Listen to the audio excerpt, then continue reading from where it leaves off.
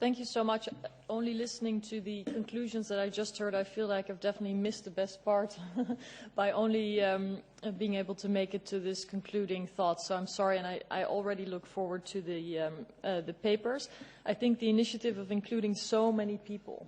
in a discussion, in out-of-the-box thinking, in seeking inspiration and encouraging policymakers, as one of the last speakers said, to cultivate optimism, is very needed in these times where perhaps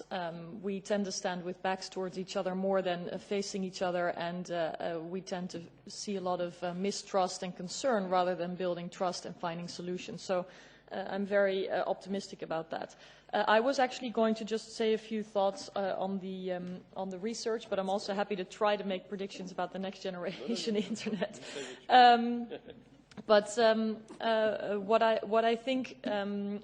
we could do now, and hopefully will also feed into your papers, is try to bridge the gap between research that you have done, deeper research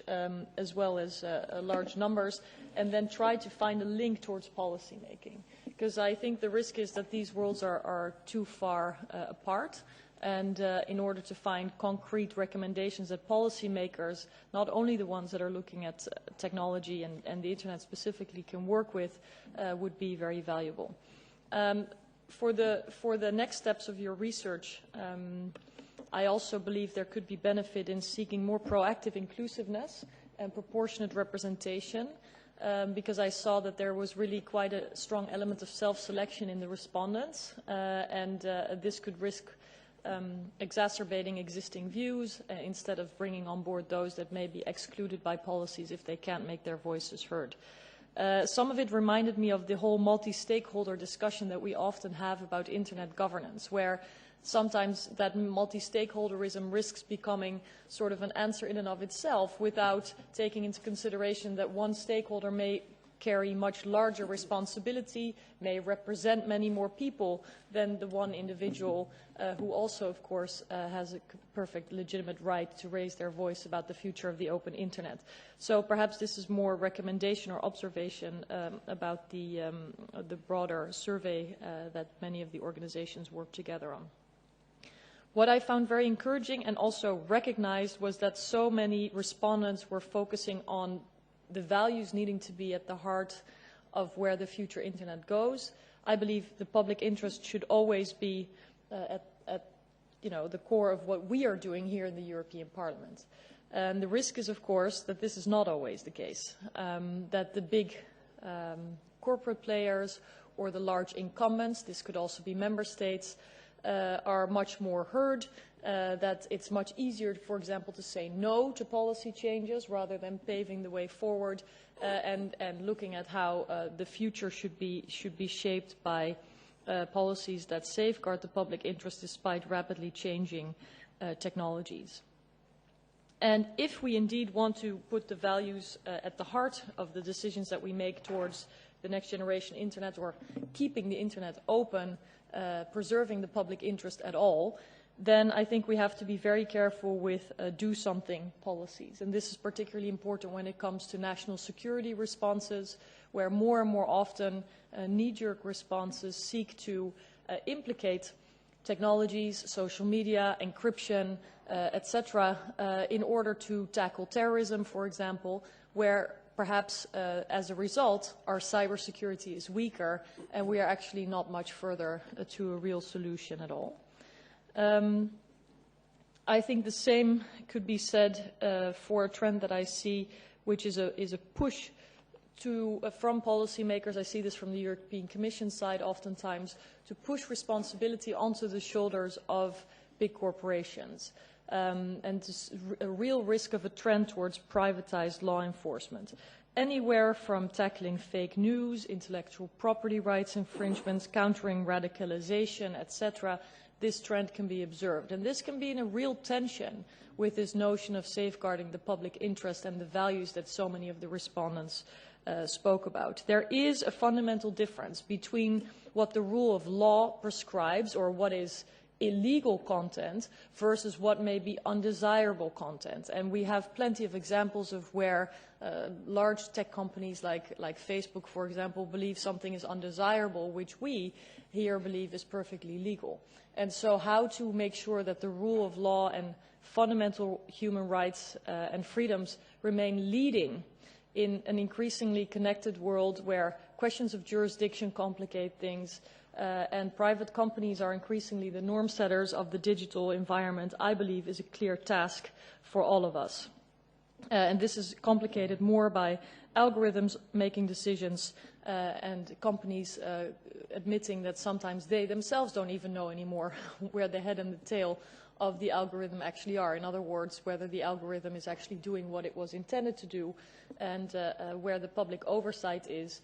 remains probably one of the main challenges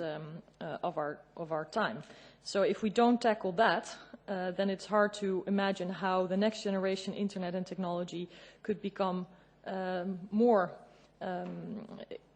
considerate when it comes to the public interest. So I think we have many present-day challenges to tackle that are key for what the future internet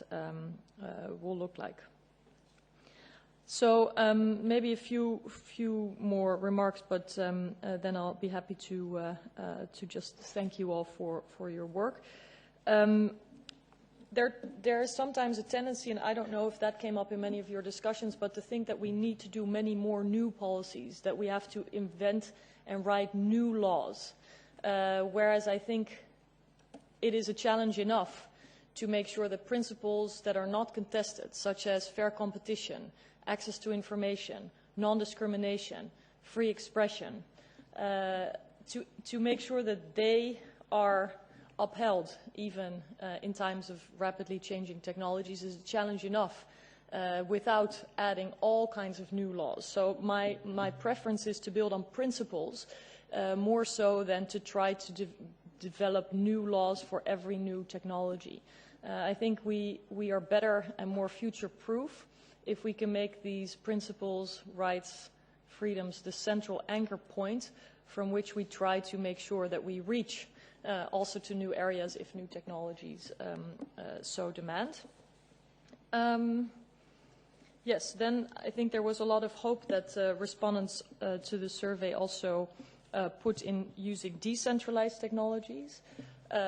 I saw interesting observations about distributed ledger technologies, and I think that there's often a lot of hope when it comes to new technologies such as the blockchain that reminds me of how the expectations were of the open internet in and of itself a couple of decades ago. And although I'm generally an optimist and I think that there are opportunities everywhere, especially in technological developments, I think we risk underestimating the importance of governance. And so linking back to the whole question about, which stakeholder has which task, the question of safeguarding the public interest, the question of how to bake values into the systems that engineers are making. I think there could be merit in bridging the worlds of technological design and development and of governance to make sure that we don't just see extensions of governance models. So, for example, authoritarian governments using technologies to increase their top-down power, rather than putting the public interest first and considering how the design of a system actually has governance decisions in it oftentimes. And if these are not well thought through, if systems are only designed for optimization, maximal profit, fastest result, then I believe that the very values that so many of the respondents talked about, and I know were also the topics of some of the working sessions, risk being blurred out and fade into the background, away from oversight and scrutiny, whether it's democratic or judicial. So these are just a few remarks that came to my mind when I was looking at the work that you have done. Again, I'm sorry I was not able to participate in all the working sessions, but I do look forward to receiving the papers and seeing what these discussions will feed in for next year and for us as policymakers as advice on how we can use research to make more bottom-up informed decisions. Thank you.